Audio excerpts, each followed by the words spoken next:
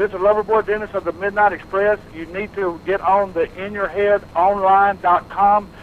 It's great. I just got through doing a little interview with them. These are great guys here. Jump on there and see what they're up to.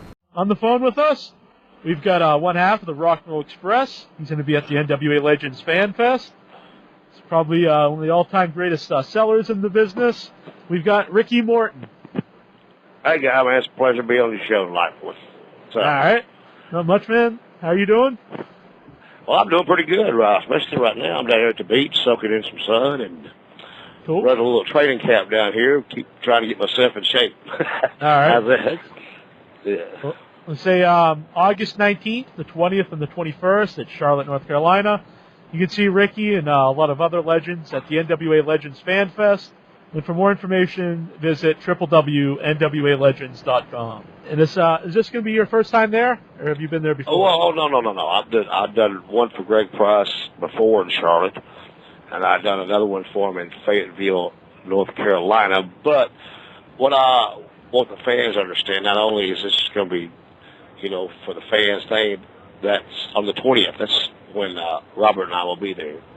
Okay. We'll be starting at 3 o'clock for a 3-hour session, autograph session. And then from there they have the picture thing. But what's the most important thing about it all is, after all these years, since early 80s, back with the Bill Watts thing, we're going to have a wrestling match there that night. And oh, really? The feature wrestling match is going to be is myself and Robert Gibson against the original Midnight Express with Jimmy Cornette, which happened on the 20th. Matter of fact, which will be next Saturday night at the Hilton over on University. We're looking forward to that match after 15 years. You understand? Oh yeah. So it's Bobby Eaton and Dennis Condrey. Yes, sir. Sure will be. All right. The original Midnight Express. Yeah. Yeah. So were those two were they your favorite tag team to wrestle during your run? Beg your pardon, I couldn't hear you. Were they your favorite tag team? Were they my favorite tag team to wrestle against? The Midnight Express. Well, let me tell you something. This business here, especially back then, you had a lot of good tag teams. Everybody was good in their own way. Ole and Arn Anderson, they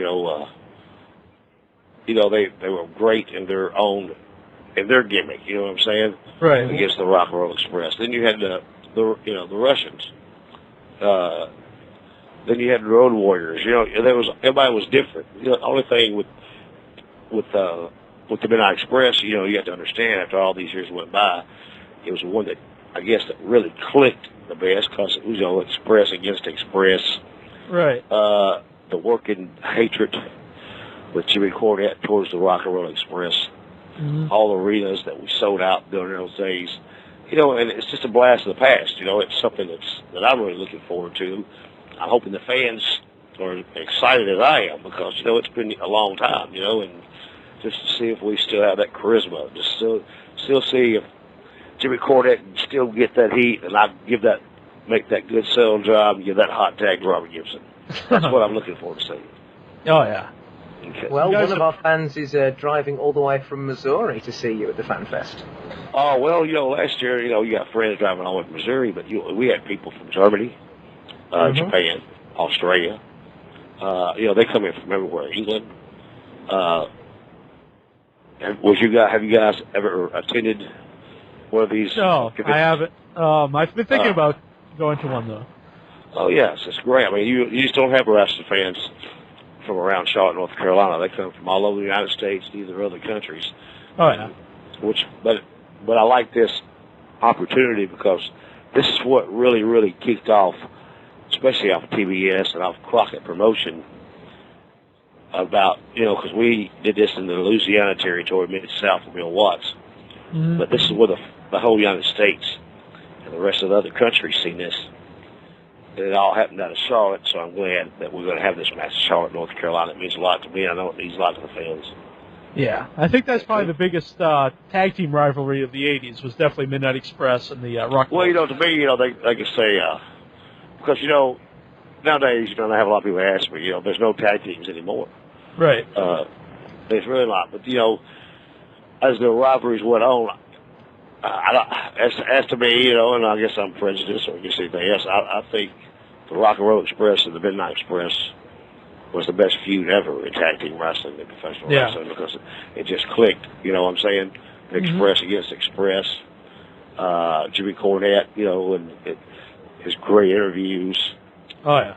I mean, to me, and I just say Sam because I'm part of the Rock and Roll Express. It took all 5 of us to make this happen. You understand? Mm-hmm. I think, your opinion is like your butt. Everybody got one, but I think it was the greatest feud ever of all times in tag team wrestling. Yeah. Do you think there's not many tag teams around now because maybe the guys want to be a single star?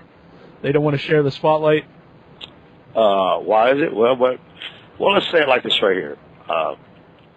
And the business has changed, and I'm still old school. Right. In this business here, you got to learn to work with each other. You got to learn to respect each other, and understand me and what I got to say. Back in our days when we didn't have $1 billion contracts. Mm-hmm. We didn't make $1 million off of royalties. And understand, I just like, tell you, these guys just off one pay-per-view.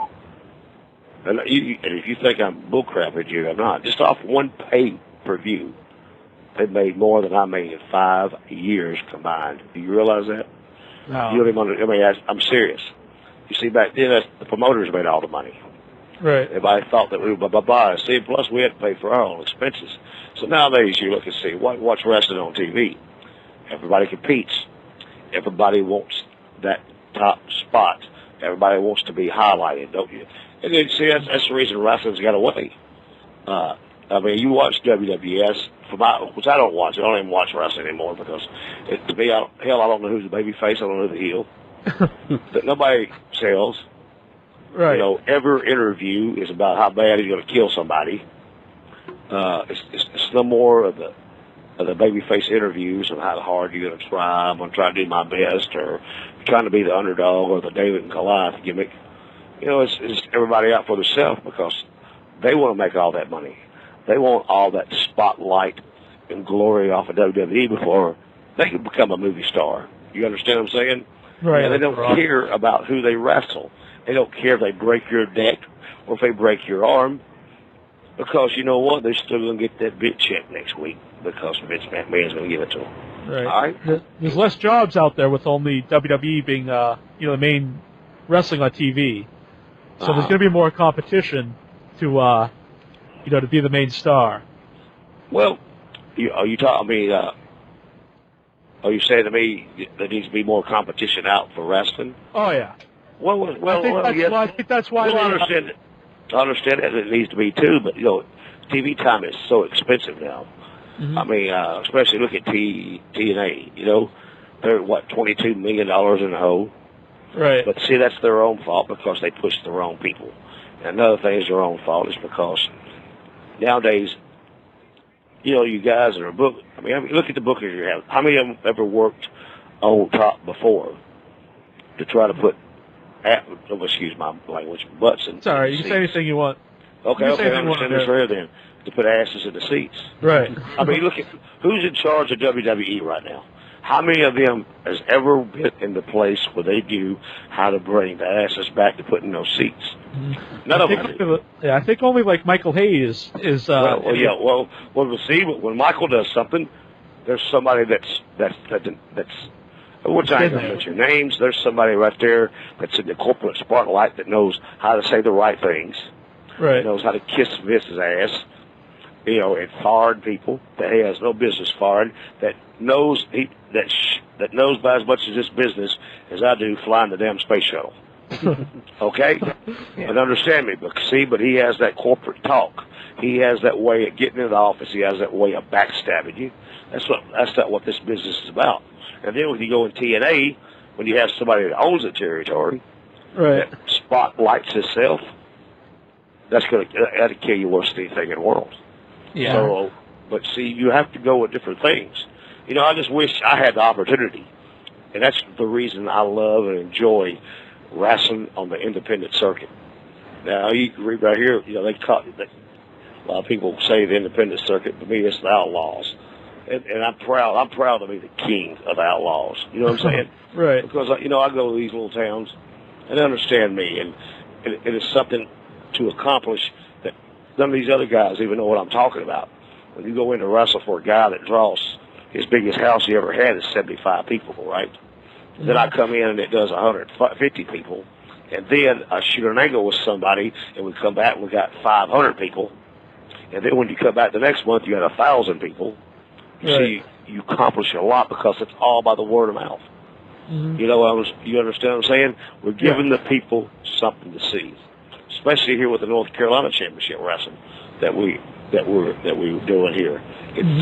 We have been, we started out low, but we have the good workers there. We all work together. We know, what it takes to put asses in those seats. Right. You see, like me, I don't get, I'm not in the corporate spotlight. I was one of those kind of guys that when I feel that something wasn't right, I'd say it.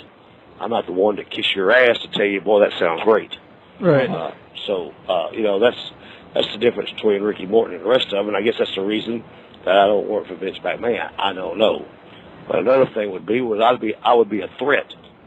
If I went to work there, I'd be a threat to everybody there. So how long do you think I'd last there? Yeah.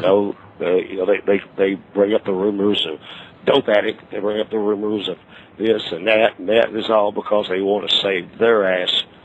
Because at least in this business, I knew what to do to understand. He said, and he put it in a situation like this. Right? Look at WWE. They run these big towns. Right. And say they draw, and if you look at TV, a lot of it's blacked out. But see, back when we run our towns, and just think if they did this right here. Just think if they ran Memphis every Monday night, okay? Right. We sold Memphis out every Monday night. Okay, when we went for Crockett's, we sold Greenville, South Carolina out every Monday night. We sold Fayetteville out every Monday night. Would you work that way? Every town we went to, we came back at least every week or every 2 weeks. Right. Just think if you brought the WWE, where are you calling me from right now? I'm from Massachusetts. Okay, just think if you brought them to the same town there every Monday night. Right. How many people will they draw in 2 weeks at their show? Yeah. That's what I was going to say. Like here, I live on Cape Cod, and they come to the Cape Cod Melody Tent once a year. And it always sells out right away. But that's if they only come there once a year. Okay, but just think they came every Monday night. Right. If they came every Monday night, how many people would they draw in 3 weeks? Right. In a few weeks, you could throw a hand grenade in that son of a bitch. It wouldn't kill nobody. Excuse me. Excuse my language. That's all right. Keep that out. Yeah. Okay? But see, understand that's the difference in knowing how to draw money and not draw money. Right. You hear these rumors. Look at Vince McMahon. They're losing millions of dollars a day. Their ratings are so bad. Well, hell, no wonder. Look what they got. Mm-hmm. So if anybody's out there listening, Vince, if you're listening, please give me a chance. I'll guarantee you I'll show you how to put butts in those seats. Or I guarantee you how to fire everybody you got there that you think that's doing the job. And all they're doing is kissing your ass and deposit that big check in their bank every week. That's all they're doing. Mm-hmm. Okay. Got me on a roll there, dude. Yeah, cool. Okay. So if you were to work for WWE, what would you like to do? Would you like to be a road agent, a booker, a trainer, or would you like to still wrestle? Well, you know what? At this point in time, which I enjoy what I'm doing right now, but hell, right? Hell, you take any job as long as you get that check coming every week. Yeah, of course. You know what I'm saying? Of no, course. But I like to go to a situation where I had a little, I could tell. You need to. I can understand. They got writers and stuff. You know what I'm saying? But then you got the guys that won't do jobs. You got the guys that don't want to sell. And it's like me. If I went in, if I had that situation, it's my way or the highway. And then if it don't draw, it's my fault. It's not their fault. You understand? Mm-hmm. So, when you talk about selling, have you had a lot of injuries over your career? Yes, I have all kinds. Yeah, everybody does. This is business. You know what I'm saying? I'm just saying though, arms broke, shoulders tore out, fingers broke, nose broke, everything like that right there. Yeah. But see, what the guys don't realize today is about the partner. If you have a true seller in this business these days, it'd be if you had a true baby face, it'd be unreal. Right. It's the reason I try. Like I've been running a little training camp down here today. There this week, which is great, and the guys are determined to learn because they're there to listen. But you see, over my past all the years in this business, I've only really truly trained 2 people, and that's Kid Cash. Oh, cool. And Brad Thomas, which is a kid I had with me here that nobody knows now, that is one of the greatest stars of the future, I think, that's ever going to be. He is fucking, excuse my language. Boy. That's all right. Am I getting off on this? No, you say anything you want on here. He's one of the greatest underneath true-blooded baby faces this business has ever seen. And I believe that's what Vince McMahon needs to know. You got to understand. See, when I used to have these matches, and this was with all the wrestlers when they were heels. You see the guy that sits on the front row. Now, during the part of selling, if I could convince him that I'm hurt, right, not dead, you understand, still fighting back. And then every time you do something, the guy you're wrestling, he keeps asking you if you're all right. Now, I done convinced not only that guy on the front row, I convinced even the guy I'm wrestling with. Right. So what do you think about the guy in the balcony? What do you think he thinks?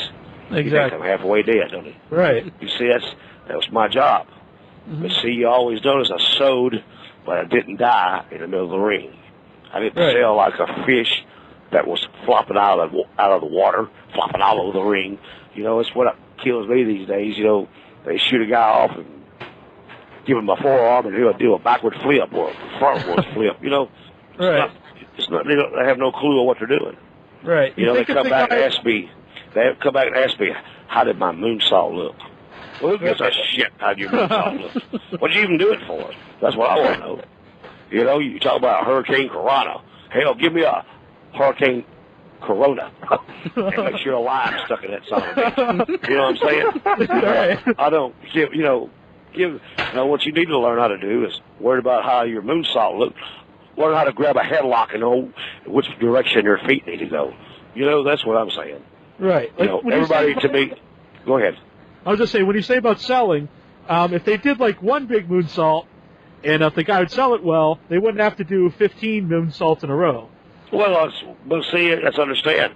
Hell, you go to some of these independent shows and what's the first match? Right. And I think to myself, what I got to do? Take a tank or shoot go out of a goddamn cannon, for a finish? But, but I've been in this business a long time. They do whatever they want to. I go out and sell an arm bar, and these guys, tear the house down. Yeah. You know what I'm saying? Yeah. I know how to do it. It's like they tell me, like, hey, I want to do this. No, not tonight, you're not. You working with me, you get a line of work. You grab an arm, you grab a headlock, and we go from there. Right. I don't go over those spots in the back.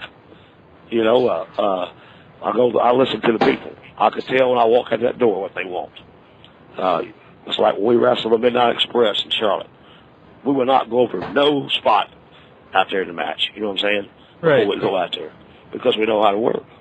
Right. Look at these matches. God damn it, it's like, all right, here we go. Play 1. Then you got play 2, play 3, play 4.